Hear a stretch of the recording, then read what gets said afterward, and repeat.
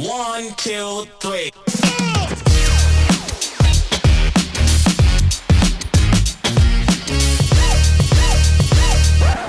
Folarin be ballin' for all y'all to see. Folarin be ballin' for all y'all to see. All right, everyone. Welcome to our season finale of Go With The Flow. I have a very, very special guest in the building, President Eisgruber himself. Welcome to the show, President Eisgruber. Folarin, thank you for having me on the show. I didn't realize I was part of the concluding episode. So I thought what better episode to really wrap up the first season. But just before we get into things, I just want to tell the quick story about how this episode even came about. The date was March 11th, so a little over a month ago, and I was out with some friends on Cannon Green throwing a football around, and I saw you walking by, and I'd actually never seen you in person. Oh, I have seen you in person. I'll get to that in a little bit, but you were walking by, and I was like, oh, is that President Eisgruber? And so I just run up to you, and I ask you if you'll be on my podcast, and you tell me to email you, and I email you right when I get back to my room, and you get back to me that night saying that you would do it, and now here we are over a month later. So thank you for that. Well, I'm glad you were willing to be patient. I think I even said that when we ran into each other, but I was glad you came up. And I remember that day too, Folarin, because it was just about the first really warm day of the spring. And I wanted to get out and just see students on the campus. And I was really happy to see folks out finding ways to have fun on the Princeton campus, even in the midst of this pandemic, and do it safely. Yeah, exactly. And so the first question that I have asked all my guests so far has been, and so far I've only had undergraduate guests, but you are Princeton alumni. And so I asked them what the things they are involved in on campus. So taking it back all the way to your Princeton days, could you just tell me about some of the things that you did when you were on campus? Yeah, you mean like extracurriculars? When I yes, was extracurriculars. Yeah. Yes. So, wow, that is going back a long way for me right now. So, I was involved in a student volunteer for a presidential campaign when I was a sophomore for the John Anderson campaign. He was running as an independent at that point. I was in what was then a sign-in club called Elm Club, which doesn't really exist anymore. For my junior year. I did recording for the blind as a volunteer. Some of the stuff sounds so dated right now. Euro basketball and soccer, and I worked on a publication called. It was run by something called the Princeton Science Foundation, and it was a student organization. We had tried to put together a student publication, and it was supposed to publish student research. And Folarin, it was just so hard to do by comparison to today, because we were publishing from students who were looking to do it, at least with in a magazine called Inquiry is what we had started. We wanted them from all over the country. But at that point, if you wanted to do that, right, you had to send out like posters to other campuses, and then people would send you stuff in the mail, and it would take forever to go back and forth. So it didn't really work, and it folded a year after I graduated. But those were some of the activities that I was involved with. Gosh, it sounds like just like a lot of us today, you were very involved on campus. But I also, so I did a little bit of research, and I saw that you were Princeton class of 1983. You're from Indiana, and you were a physics major. And after Princeton, you were actually a Rhodes Scholar. And so I was just kind of wondering how you got from that point to then 30 years later being the president of Princeton University. How did that journey sort of come about? Well, as for most people, at least when I talk to them at 30 plus years out from their graduation, there were unexpected twists and turns along the way. I should say your research is accurate, although I was born in Indiana and then went to high school out in Oregon. So okay. I have connections out there on the West Coast too. But I took a class here when I was a sophomore called Constitutional Interpretation. It was then taught by Walter Murphy. Even though I was a physics major, that class just blew my mind. I found myself thinking, wow, if I can do this is what I want to do for my life, studying the Constitution and making arguments about it. So I thought I wanted to go into teaching, or maybe be a civil rights lawyer. That was the other thing that appealed to me. I went to law school. By the time I was done, I knew that I wanted to teach. It never occurred to me that I wanted to go into administration, right? I mean, if when I was a Princeton student, hey, would you ever want to be president of this place? I would have said, no, I don't want to do that. And even when I was a faculty member here, and this is where I talk about unexpected twists and turns. There was a point when my predecessor, Shirley Tillman, was looking for a second in command to fill the position of provost. And her office called me up. And I hadn't thought about the job at all. I was so happy teaching and doing my research and just thought I had the best job in the world. And her office called me up and said, the president, Shirley Tillman, wants to talk to you about the search for the provost. And could you come in for lunch tomorrow? And I went home to my wife and I said, this is really kind of crazy. Why does she want to talk to me over lunch? Because, she wants my views. She could just ask me on the phone. And then Shirley said over lunch that she was interested in having me as her provost. And I nearly choked on my tuna salad eating because I hadn't thought about this. And I even went home to my wife and I said, I really, I'm very honored, but I don't think I can do this because I'm so happy doing what I'm doing. But what I decided was I admired Shirley Tillman and the work she was doing. I love Princeton University. It was an opportunity to do something different from what I was doing before and where I could really learn some things that I wouldn't otherwise learn. So I said, let's give this a try. And if it doesn't work out, I can go back and teach in Folarin. So that took me into academic administration and eventually led to where I am now. Gotcha. And that actually sort of transitions into my next question. And I think one of the things that I'm most fascinated with about your job is just the nature of it and the fact that you can't always keep everybody happy. So in high school, my only job all 4 years was being a soccer referee. And I always say that is the most thankless job ever, because even when I do a fantastic job, there's always going to be one side of people that are always annoyed at me, regardless of whatever the outcome of the game is. And so I was just kind of curious, do you ever think your job is thankless? And if so, how are you still able to show up every day and still put your best foot forward? Wow, that's a great question. And I like the soccer referee analogy. And it is true. And feels more intense in the course of this pandemic that you have to make all these tough choices. And you're right. Just like when you're making a call as a referee, you're not going to make everybody happy with the choices that you make. Lauren, I think one thing that may be different between being president and being a soccer referee is that my job isn't literally thankless. There are people who thank me, right? And that helps. And it really, I think there are two things. I said earlier, I love this university. I feel like this university changed my life, right? It was transformative for me. It actually kind of did it twice because it did it as a student. And then I came back as a faculty member and realized it had given me all these opportunities.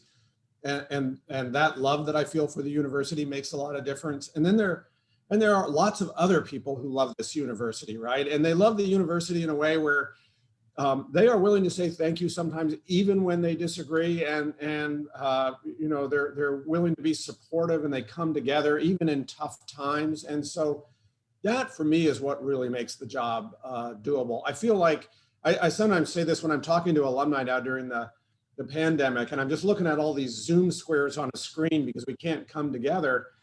And I say, look, it really matters to me to know that Tiger Nation is out there, right? And there are all these people who want Princeton University to succeed. And I don't think as a soccer referee you get that, right? Not at all. You hear it when they're upset with you, but not many people cheer the referee. So I think that's actually a harder job. Wow. Okay. That's my biggest takeaway from this is I had a harder job in high school than you did. Yeah. Soccer referee is tough. And you might've just answered the next question that I have, but so what would you say is probably the most rewarding part of your job? Yeah. I guess what I would say more specifically than that is I think the most rewarding parts of these jobs are helping other people to succeed and flourish. I think that's what you gotta want to do in order to go into academic administration. You're always asking this question, what can I do in order to enable the talented people on this campus to fulfill their potential? And as you say, you got to make tough decisions in order to be able to do that. But then you get to see people succeeding, and some of that, you talked about the afternoon where we met. Part of the reason I want to go out and take the walk that afternoon is so that I can see the people who are doing things on this campus and feeling good about it, right? And so there are things like, these are high moments when, when one of our athletic teams is celebrating a championship, or when our faculty members has won a Nobel Prize, right? We have these rare moments on our campus where somebody wins a great prize and then everybody comes together around them, right? And if I could just tell a little story off of this, right? Our most recent Nobel Prize winner was Jim Peebles, who was a physicist who actually taught a couple of the classes and supervised my JP. He did not remember me, which actually I did in those classes. I'm actually kind of glad about. But he was our most recent Nobel laureate, and to see the kind of happiness in the community about his achievement and his recognition, and to be able to celebrate that now as president of the university for somebody who had actually taught me when I was a student. I mean, those are kind of the high point moments. Yeah, and I definitely agree with that. I would say one thing I always say is one of my favorite things about this university is the small size of it and the fact that it really does feel like a community. So whenever one of my friends does something great, it's everyone celebrating their achievements, whether it's in the classroom, on the sports field, or just anywhere it might be. So I definitely agree with that. And so just sort of transitioning into this COVID year that we're having, probably the most interesting year you've been president of the university. Yeah, I remember is one word for Folarin. Yeah, go ahead. Yeah, but I remember, so it was my senior spring and I was at Princeton Preview, and it was my first time actually being in the same room as you, and you were addressing us in Richardson Auditorium, and you said something that stuck with me to this day. You said that, and you actually just said it a few minutes ago, you said Princeton wouldn't be our college isn't supposed to be the most fun 4 years, but it should be the most transformative 4 years of your life, probably.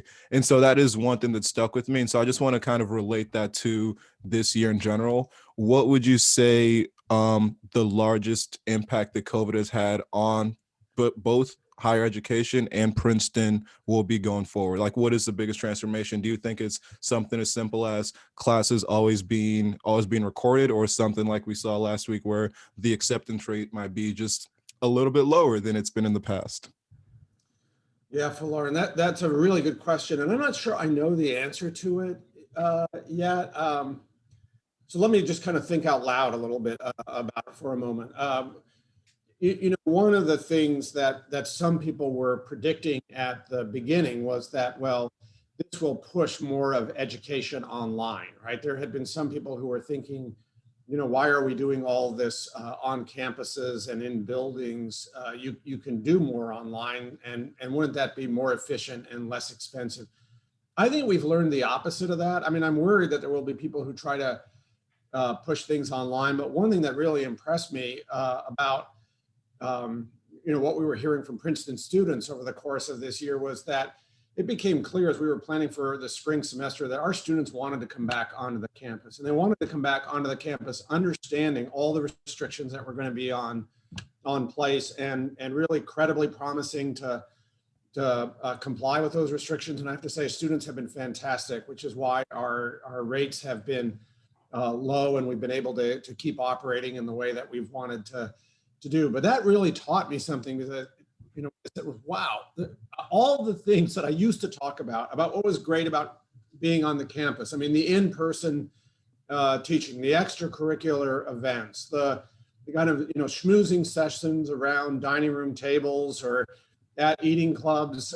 Those things aren't happening. Our students get it, and they want to be here, and it really matters to them to be here together. And it made me think the residential experience is even more important to the education that we provide than I had previously appreciated. And I thought it was really important. I was never a believer that you could just do it online. So I think for me, a lot of that residential has been reinforced. And I worry that there are people who are going to say, well, look, they all went online, and we had to do that, right? We went online to save lives because there was a pandemic that was killing 500,000 Americans already. So we had to go online, and yes, we can do that, but we've got to bring back the residential as quickly as we can bring it back. I do think we can learn some things, I hope, about how to combine the two, right? We can do things, right? So it's easier for me to have this conversation with you, right? If we had to say, all right, I got to meet you in some studio in the middle of the day, all of a sudden this becomes 2 hours rather than one. I'm teaching a freshman seminar this semester. We're doing it in person, but I had Brad Smith from Microsoft and Anthony Romero from the ACLU beam in, right? Those things I think we can do more easily in the future. There are ways that maybe we can cut down on some of the things that involve jet travel and harm our environment, where we think, all right, if we're going to communicate with people, we got to go see them. Sometimes you do, but sometimes you don't. So I hope we can retain those things, but I think you're right to ask the question. There may be bigger changes than what I'm imagining right now, but for me at least, I think, okay, let's ask the questions where on the margins we can learn things, but let's not forget how important that core is, and that education is a human face-to-face enterprise, and we got to get back to the face-to-face and the full interaction as quickly as we can. Yeah, and I could definitely speak firsthand to that, because I remember when we got sent home last March, I was in 5 classes that I was really enjoying and I was getting so much out of. And then when that transition to Zoom happened, it just became so much harder to actually retain anything from the classes. And I sort of reverted back to my previous high school mindset of, oh, I'm just sort of doing this for the grade. And so I could definitely say that the in-person learning experience is something that definitely matters to a lot of us. And even just like you said, the social interactions that we have, although this semester has looked very different, it's still nice to be able to just walk to Firestone and on the way bump into some of my friends, or be walking down Nassau Street and bump into some of my friends. So all of that really does make a difference. And I could say, I'm going to speak for most students when I say we are looking forward to things getting back to normal as soon as possible. Me too. And I'm glad to hear that. And I just think, again, it's reinforced how important it is to be a part of a community when you're learning. And for me too, right? I can resonate to a conversation online, but I can do it much more if we're in person together. And a lot of teaching and learning is about that engagement and inspiration. Yeah. And so you kind of, again, touched on the next question that I want to ask. So our COVID rates this year have been extremely low. I know that when it was the fall semester and we saw, I was looking at some of my friends at other schools and around the country and seeing how they were having a lot of outbreaks and having to shut down. And even Duke University, as recently as about a month ago, had to shut down their whole campus for a week. Have you been surprised by how compliant we've been? I have not been surprised. I've been proud. I think, look, Princeton students impress me. And I think what we heard as we were talking to, the student government leadership, and as we were surveying Princeton students, is that Princeton students understood that they wanted to come back, and they understood what it would mean to come back. So I guess I would say, I'm not sure if this counts as surprise, but Princeton students have exceeded even my high expectations in how well they've handled this and how consistently. I think in a way, you were talking earlier, Folarin, about the way our community is small and people know each other and they support each other. I think that's been part of it. I mean, people have really worked together, and we haven't had, some groups, because the terrible thing about this pandemic and the way it plays out on colleges, if there's one small group that is irresponsible in some way, right, and throws a big party under the wrong circumstances, all of a sudden you can have spread where you have to quarantine the entire campus. So you mentioned Duke, but I think right now, I mean, even as it feels like we're getting into the spring and people are getting vaccinated and so on, but I think Wayne State, the University of Chicago, Bates College, I think they're all in quarantine at the moment because, again, some groups have done something. So Princeton students have been great. We've got to run through the tape, right? To use a track metaphor, but because there's still a lot of virus spreading around there, but it's been impressive, and I think it's something we can all be proud of. Yeah, and I don't know how much you could probably answer, but do you know what the potential timeline is to actually have vaccinations on campus? Yeah, what I would say about that, so no, the short answer is no, because we are working with the state. We have told the state that we are ready and we could do it in a heartbeat to host clinics in Jadwin Gym. Our ability to do that depends on the state allocating vaccine to us for that purpose. And, the state has rightly set up priorities based on getting vaccine to the most vulnerable groups and the groups that most need it in the state. And if they tell us Princeton University, given the supplies, isn't yet at that point, I get that, right? So, I went off this weekend, actually. I finally got vaccinated on Saturday. I went off to the Atlantic City mega site and got jabbed there. I would just urge everybody to get jabbed where you can. We are continuing to work. We would love to be able to host some sort of clinic on the Princeton campus. Frankly, I think the current pause with regard to the J&J vaccine makes that a little bit less likely, just because it means the vaccine supplies are down again, but look, if we can do it, we will. I think we could do it really well. I mean, you've seen what we do at Flu Fest and other things, so we'll see. But for that reason, we're telling everybody, our faculty, our staff, our students, don't count on us and don't wait on us to have the vaccine. Find it where you can find it and get the injection. Yeah, and we have not. I actually have my second dose next week. All right. Hey, yeah, and I know a lot of Fantastic. a lot of other students have also been going wherever we can, because like I said, we are just looking forward to getting past this as soon as possible. Me too. Well, that's exactly what we want people to be doing. So well done. Congratulations. Thank you. And so my next question sort of transitions into this more about the student perspective on the semester, because I would say while a lot of people have been happy to be back, obviously there have been some complaints from students. A few have been about our 2-day spring break, which I put in quotations because I don't know if it counted as a spring break. And then also just like the overall strictness of things on campus. So I guess the first question is, what sort of, not a guarantee, but I just know that it's been a hard semester because of how compacted everything's been. So what sort of like guarantees can we get that we will not have another 2-day spring break in the future? Well, I got to tell you, none of us like a 2-day spring break. That's true for the faculty and the administration as well as students.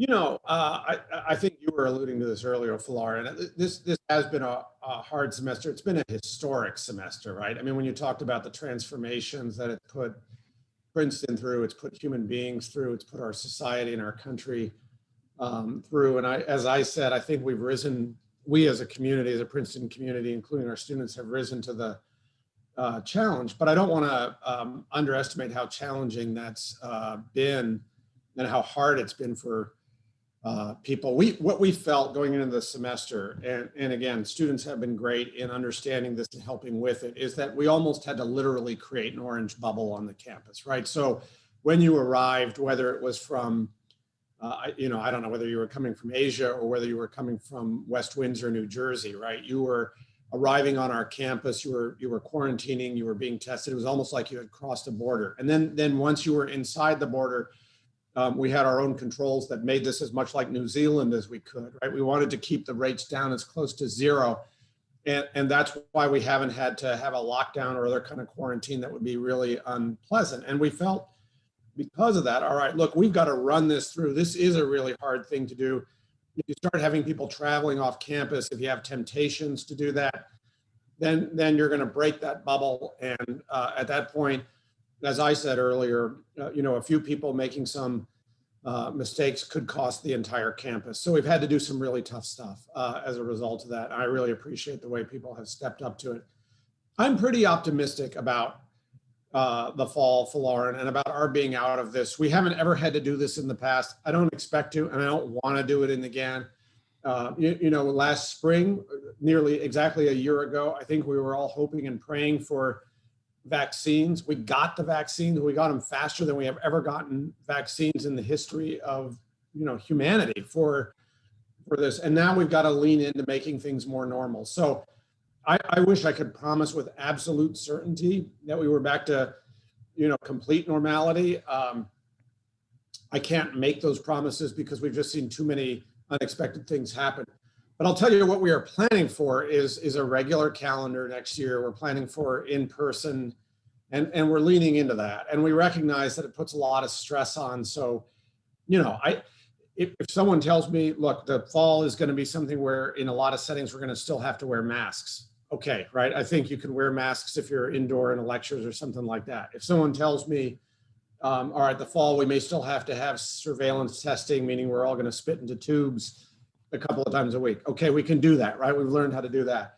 I agree with you, right? If it's social distancing, or if we're going to say, well, we're going to have to mess with the calendar again, we need to push back and see if we can find ways to make that more normal. So that's the commitment I can make, and just say, look, we understand those stresses. We're going to try to make things as normal as possible, and we're going to try to get back to a calendar where we can all achieve at the levels, because you need those breaks to achieve, right, as well as to decompress. Yeah, and you mentioned an orange bubble, and I think we were probably pretty successful in creating such a bubble. And so I actually work at Dillon Gym. I work at the front desk. Shout out to Dillon Gym, the best job to have on campus. And I know that one of the things that I really liked was the fact that from, I think it was like week 3 to week 4, like there was a little bit of a capacity increase. So just a little bit of flexibility and adjustment. And I think a lot of people were sort of hoping for that same sort of adjustment and flexibility as we went through. But would you say that the reason that that didn't come is for the fear that if we did adjust things, that would probably lead to some sort of outbreak on campus? Yes, that's exactly right, Folarin. And I don't know every detail here, but in conversations with my friend and the vice president for campus life, Rochelle Calhoun, I know she has been, and she and her team have been adjusting some of the limits around things like organized and supervised group activities. So there may not have been all of the loosening that one might have hoped for or anticipated, but we've been able to do some, right, to allow.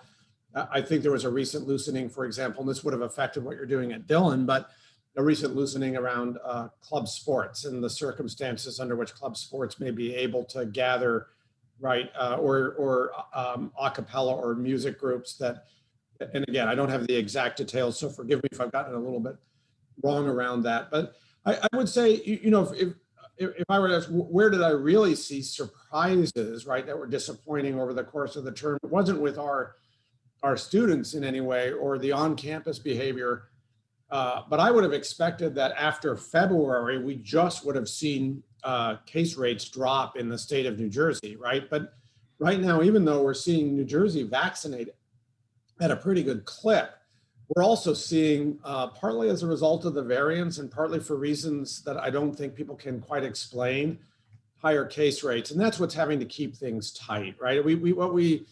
What we feel is if we let those limits out, then you run the risk of being where Chicago and Bates, as I understand it, have been this week, or where Duke was. And that's not where we want to be, right? We don't want to be in a situation where if I take that walk on a sunny day, folks can't be outside.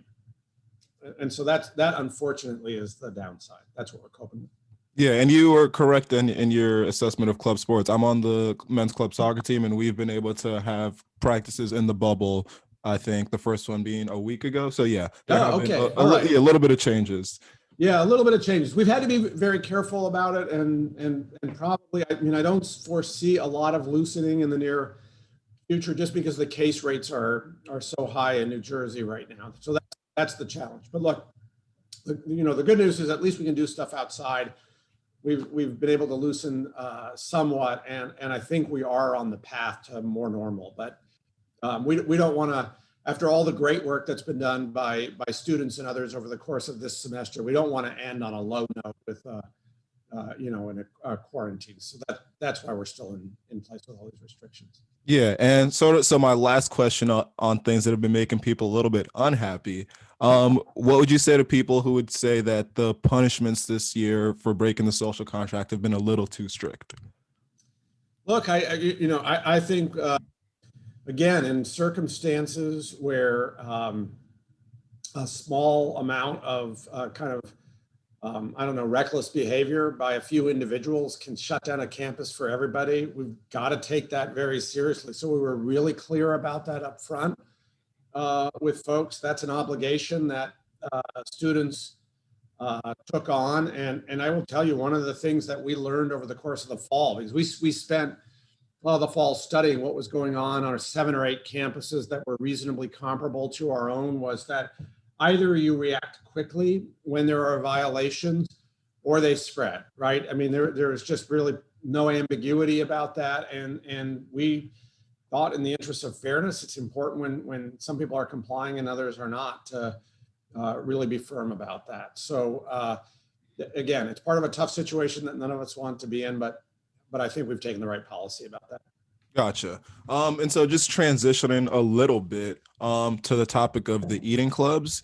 So you said that when you were on campus, you were in an eating club, and so you understand the key role that they play on campus, both socially and also just like for meals. They're important to Yep. a little bit of better food. So I know that so I joined Ivy like my sophomore spring right before we got kicked off, and I've now at this point lost a whole year in the club, which is it's very disheartening. Every time I think about it, I get a little bit sad. So just looking forward to next year, because you understand the crucial role that they play on the campus. So when you say that things are expected to be back to normal, does that also include the functioning of the eating clubs? Short answer is yes to that. Although I can't promise that, Folarin. Our number one priority is getting our teaching and research back to in person and up and running, and with that, a full residential program. Right, I want to see our athletic teams competing. I want to see our musicians and actors on the stage. We're leaning into that. But you're right. Look, an important part of the Princeton experience is just kind of the informal interactions that take place as people break bread together, right? And that includes the eating clubs, and I know how important they are in the life of our students. And by the way, I should say I really appreciate that our clubs worked with us to create an arrangement where they did stay closed over this semester, because you're correct, there's real loss there for our students, but that is one of the things that has been utterly critical to being able to get through this period without any of these campus-wide quarantines. So I appreciate that. I want the clubs to be open in the fall. I can't make any promises around that, but I do appreciate that. And then for me, that's part of what it means for Princeton to be back to a normal campus, because those things are so important. And I want that, for our co-ops and our other eating arrangements, our dining halls, so that students can be interacting there. I should say I was in Elm my junior year. I was in Spelman as an independent. I don't know how I survived in Spelman, because I think I cooked the same thing like a week. But I believe it's really important that there are a lot of paths through Princeton. Different students resonate to different opportunities, but we got to open all those paths back up, right? And Exactly. I do appreciate the eating clubs are a part of that. Yeah, and I'm actually in Spelman right now as we speak. Oh, you are? I think this might mean that my path is to be the president of the university, maybe. Yeah, that could be. I think it'd be good. All right, so what are you a good cook? I am not a good cook. So I lived off campus right off Nassau Street my first semester, and I did the whole making all my meals thing. And I realized it, like you said, I had like the same 4 things that I would rotate through. And so right now, although I'm in Spelman, I'm on the meal plan, because it's just so much more convenient to be able to go get food as opposed to cooking all my meals. Yeah, I wish I had been on the meal plan my senior year. I've gotten much better at cooking since I graduated. So there is lifelong learning that goes on. But Spelman is a challenge for me. Yeah. And so the next thing that I wanted to ask you about is our class of 2024, actually, because I've had one freshman on the podcast so far, and I really haven't been able to interact much with a lot of the freshmen, but from what he said and from what I would assume, they really haven't been able to transition into Princeton like the way a lot of us would, because we had more regular years. And so I know a lot of them are still at the point where they're worried that, first of all, they're not going to be able to make friends and meet new people and just get the sort of college transition that they normally would. And so do you think that there would be any special programs in place for the class of 2024 next year for them to transition how they might have if things were a little more regular this year? That's a great question, Lauren, and I'll relay it along to our friends in the Dean of the College's office and campus life. I'm sure they're thinking about those kinds of questions. As I may have mentioned earlier, I'm teaching a freshman seminar this semester, so I'm seeing 12 freshmen twice a week. I'm impressed. I think they're doing a great job in gelling and dealing with challenges that none of us ever anticipated, just the way you and your classmates are, and all of us on the campus are.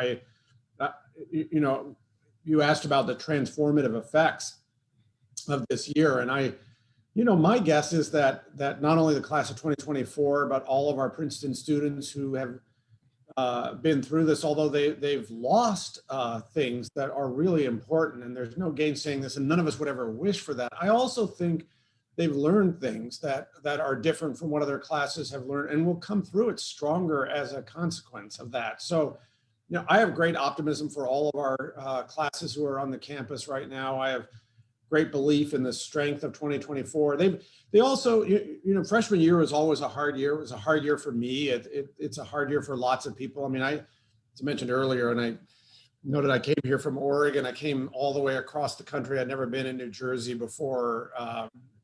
It really felt like a foreign experience, and it took a year to adjust. And all that stuff gets harder, right? If you're not here for the first half of the year, or for some of them, if you're still studying remotely, or if you're doing it in a pandemic and your interactions are limited. So yes, I think we'll have to be attentive to that. But I also think that 2024 has been resourceful and creative about finding new ways to connect. And some, they've found ways to create connection that are different from the way entering freshman classes have done before. My guess is when they emerge, just as our other senior classes do at the end of all this, we're going to look at them and say, wow, they took all that and found a way to be even stronger. But I agree, we're all going to have to think about, we're going to be so happy this is done, but in some ways it won't be done, right? Because there's going to be a tail, and we got to think about, okay, we all came through this, and now what does that mean for how we go forward? Yeah, and again, just like you said, how a lot of us have had to adjust and learn things about ourselves during these times, and just be able to adjust to the time being. I can also relate to that, because when I was living off campus in the first semester, and there were some other people around, some of my other friends around, we did little things like cooking dinners for each other and just having meals together, which we would never have gotten to do if we were on campus. And it was us adjusting as well as we could, and it was a different vibe, or a different setting per se, that we didn't think we would have to adjust to, but we were able to do and actually enjoy those little things. Like, now some of my friends know that I'm a bad cook, and that in the future I will just be paying for dinner instead of actually cooking for anybody.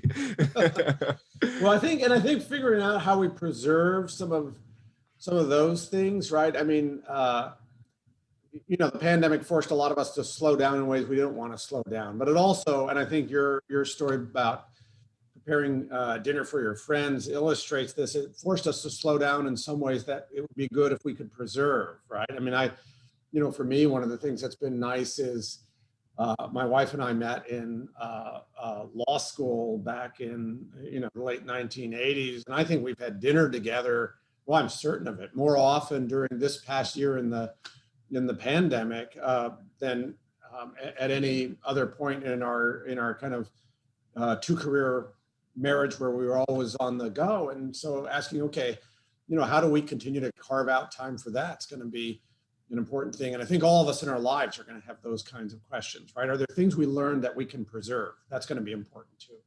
Yeah. And so as we are winding down, because I know you said 45 minutes. Yep. But so for our incoming class of 2025, who have just been accepted to Princeton with the lowest acceptance rate ever, if any of them might happen to be listening right now, what would you tell them to look forward to about coming in next year? Yeah, well, look, if any of them happen to be listening, I want to congratulate them, and it is a spectacular class with people coming from an extraordinary variety of backgrounds.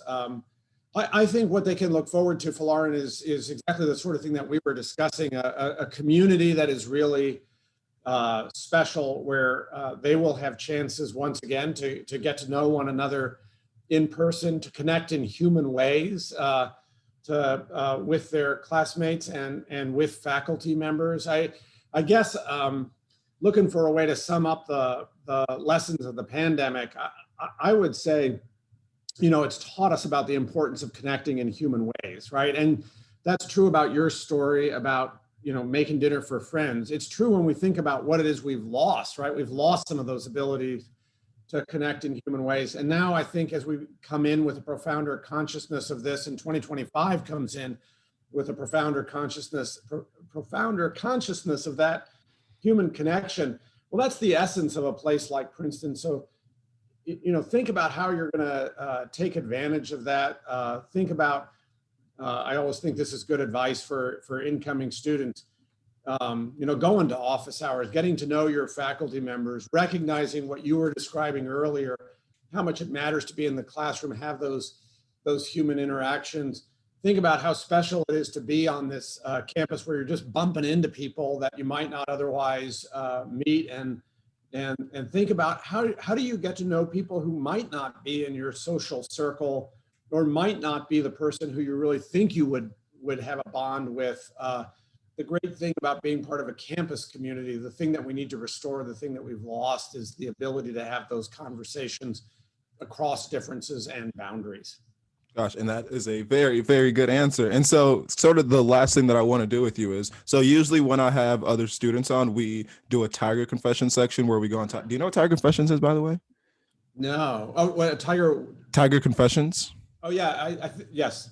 Yeah. Okay. So usually we read some posts on there and just like offer advice about that. But for you, I want to do something a little bit different and just ask you some rapid fire questions. And you don't have to like explain your answer. You could just say the answer and that'll be it. So first question, what is your go-to order at Olive's? My go-to order at Olive's is the burrito. Burrito. Okay. What is your favorite restaurant in town? Blue Point Grill. Blue Point Grill, good answer. What is your go-to either musical artist or podcast to listen to? So it's Lake Street Dive. I don't know if you know Lake Street Dive, but they're like alt Americana. They're great. Lake Street Dive. Favorite sports team? Chicago Cubs. Aside from the Princeton Tigers, of course. Of course. Chicago Cubs. Your dream vacation destination? Oh, I want to get back to London. My wife and I go over, or used to go over there pre-pandemic. So London. When you do have to cook, what is your go-to meal that you don't mess up ever? Oh, that I don't mess up ever. Well, I do roast duck actually, which is my specialty. So I cook all the time now. I still mess up. If you have an answer to this, what is the last TV show or movie that you really enjoyed? Oh, I do have an answer. My wife and I, this is another one of these weird pandemic things. So we've been like binge watching British mysteries. So there's a series called Line of Duty. Okay. Never heard of it, but I will note that down. And the last question, your 3 dream dinner guests, dead or alive? Oh my gosh. Oh. Wow. My 3 dream dinner guests. I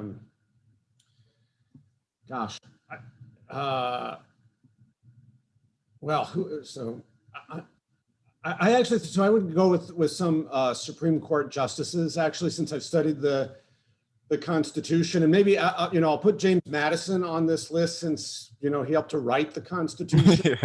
Louis Brandeis from the middle, and maybe Sonia Sotomayor, my friend who serves on the court right now. So that would be a pretty fascinating conversation to have together.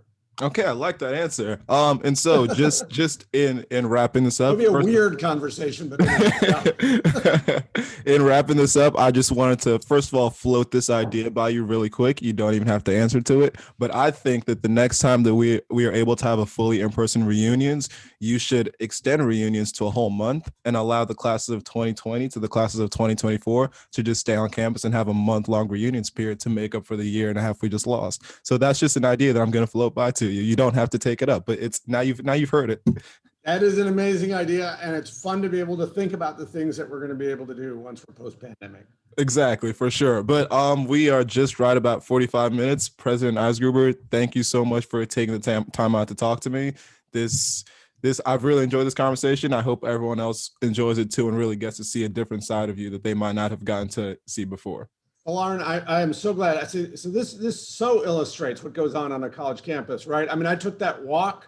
You just happened to be out there. You took the initiative and said hello. This was a lot of fun, and you're really good at this. So thank you for having me as a guest. Thank you so much. And you said that I'm really good at this, so you should tell the university someone to help me promote my podcast. Okay, I will do that. All right. All right. Thank you so much. Okay. Take care. Bye-bye. You too. Bye.